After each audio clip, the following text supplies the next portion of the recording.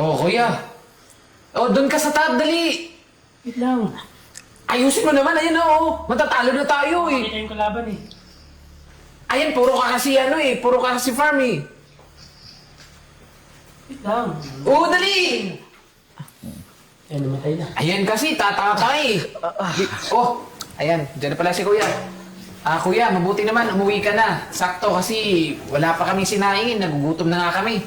Tsaka, kuya, yung yung bayarin natin sa kuryente, andun yung bill. Nasa ref. Tsaka Dinikit yung ko. tubig, nandyan na rin. Teka lang. Kakauwi ko lang tapos ganito bubungad. Di man lang kayo naganda. Tapos yung mga bill. Kuya, anong sinasabi mo handa? Ibig mo sabihin, maganda na pagkain? Anong ihahanda namin eh? Hindi ka na nagbigay namin ng pambili ng bigas. Alam mo naman, paubos na yung bigas natin dito. Tsaka isa pa kuya, ano ba lulutuin namin? Eh yung ref, walang laman. Saan, di ka naman nang iwan ng pera eh. Eh di sana, ginawa niyo muna ng paraan. Kuya, nag-iisip ka ba? Eh ikaw yung may trabaho dito. Tsaka isa pa, obligasyon mo na ibigay lahat ng mga pangangailangan namin dito sa bahay. Tsaka isa pa kuya, alam mo naman wala kami trabaho, di ba? Ayun na nga eh. Bakit kasi hindi kayo maghanap ng trabaho? Bakit nakaasa lang kayo sa akin? Uy kuya, kini-question mo ba kami? Ha? Teka lang kuya, nagre-reklamo ka? Sandali lang. Ikaw yung nakakatanda dito, di ba? Kaya obligasyon mo kami mga kapatid mo. Baka naman nakakalimutan mo na. Ha? Nanuwala si mama. Nangako ka, di ba? Ubuhayin niyo kami. Oo. Obligasyon ko kayo. Pero sa naman, tulungan niyo ako. Ang gusto mo, ha? Magtrabaho kami? Ano? Papagurin namin yung sarili namin? Nandyan ka naman eh. Sa'yo kami aasa kasi ikaw yung matanda dito. Kaya huwag ka magre-reklamo dyan. Alam mo kuya, tigilan na natin tong drama na to. Mas mabuti pa magsaing ka doon kasi nagugutom na kami. Kung ayaw niyo kumilos, huwag na tayo kumain pare-parehas.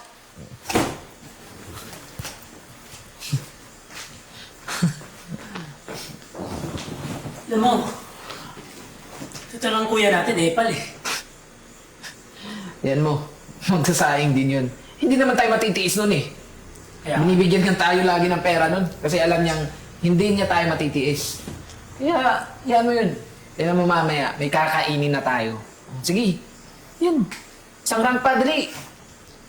talaga, Ayusin mo na ha. puro naman talo eh. Oh, Gi.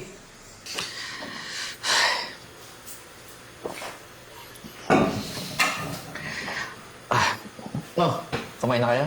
Oo, kuya. May gusto lang sana kami sabihan, kuya. Ano naman yun? Gusto sana namin tumigil muna sa pag-aaral. Oo, kuya, kasi ayaw ko na din namin nakikitang nahihirapan. Tapos yung dalawa pa namin, kuya, batugan. Hindi. Hindi kayo titigil sa pag-aaral nyo. Tsaka, lahat gagawin ko para makapagtapos kayo ng pag-aaral.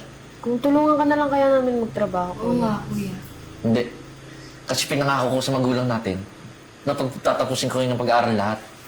Kaya kahit mahirap, gagawin ko lahat. Ganun ba, kuya? Sige, kung ganun, kuya. Tapusin na muna namin yung assignment namin. Sige.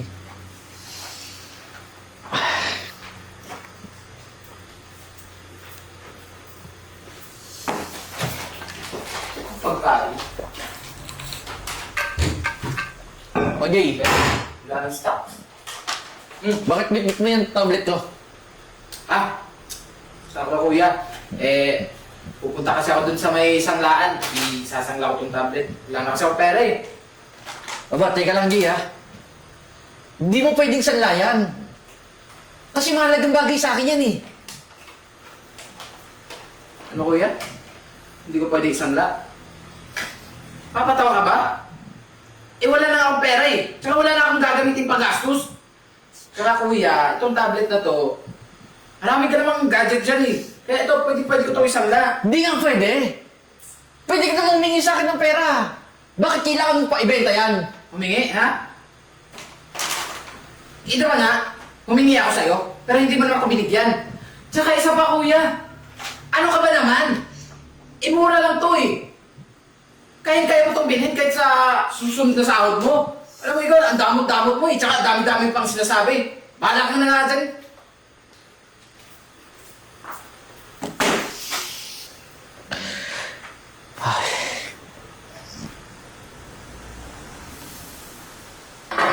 Oh, cheers! Para sa pagiging batugan. Oh, cheers! Oh, O, di ba? Sabi ko na kasi sa'yo eh. Ayos na ayos yung diskarte ko. Biruin mo yun. Ayaw tayong bigyan ng pera. Eh, yun. Sinangla ko yung tablet ng kapatid natin. ano ko ang nagagawa mo? Baka mamaya, katibahay. So wala mo na rin, ha? Ano ka ba? Darating din tayo dyan. Tsaka isa pa, tingnan mo nga naman, oh. Gre-reklamo ka eh. Nakinabak ka na lang sa pera na... Sa pera na rin sila, Brett. Sige na ako.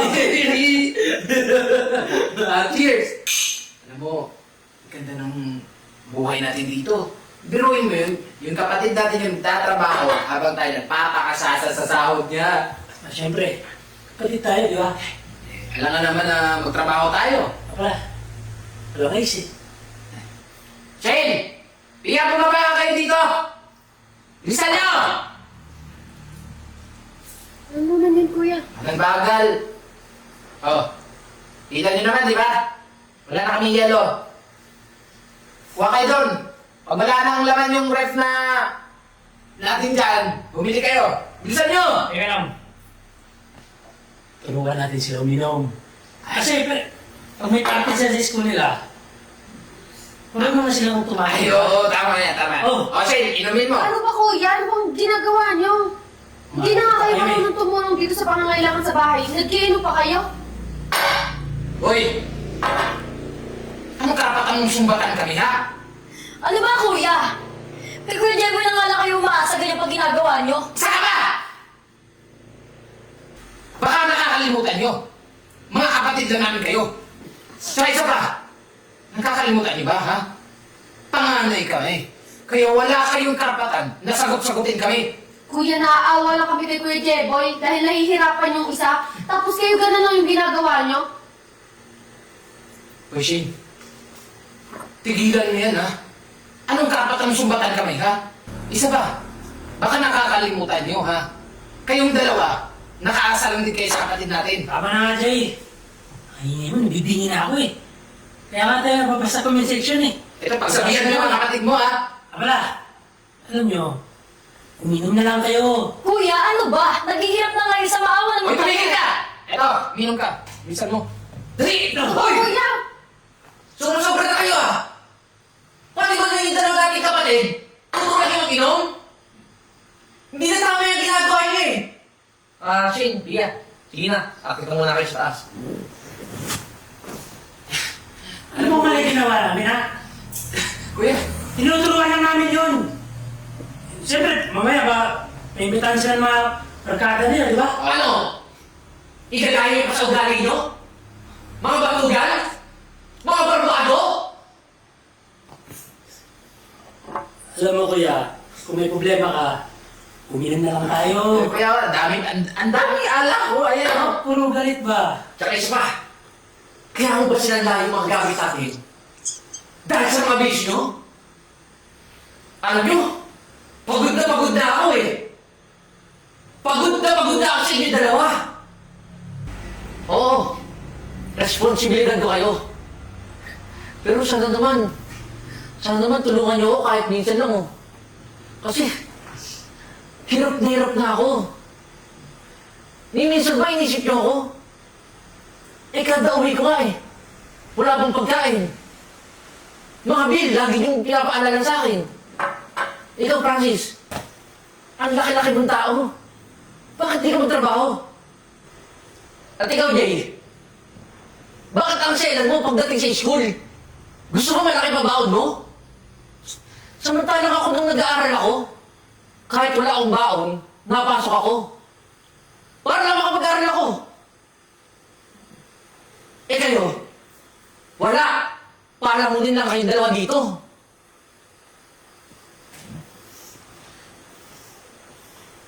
Eh, kuya, sorry na. Eh, alam naman namin yung pagkakamali namin eh. Sila, isa pa. Oo. Aminado naman kami na nagsisipag ka. Na pinipilit mo maging matatag kahit na hindi mo na kinakaya. Kasi iniisip mo kami. Siguro, dahil lang din sa hindi na kami na hindi na tayo nagabayan ng mga magulang natin. Kaya siguro kami nagkakaganto. Sorry. Pero sana naman patawad mo kami. Kaya kuya, hihingi din ako ng tawad. Dahil naging pabigatin ako sa inyo eh. Madali naman magpatawad eh. Pero sana, magbago na kayo. Sana naman maisip niyo ako. Isipin niyo lahat ng pagod na ginagawa ko para mabuhay lang tayo. Tsaka, para naman matuto kayo sa buhay, mas mabuti pa umalis na lang kayo dito sa bahay. Eh, kuya, huwag mo naman gawin sa amin yan. Alam mo naman na wala kami matutuluyan, di ba? Eh, sa'yo na kami nakaasa eh. Alam kong hindi kayo magbabago hanggat nandito kayo sa puder ko. Kaya pwede ba? Umalis na kayo? Kuya naman, kaya mo ba ito? Ay, huwag ka na Ano magsalita. ba? Kuya Tama naman, na.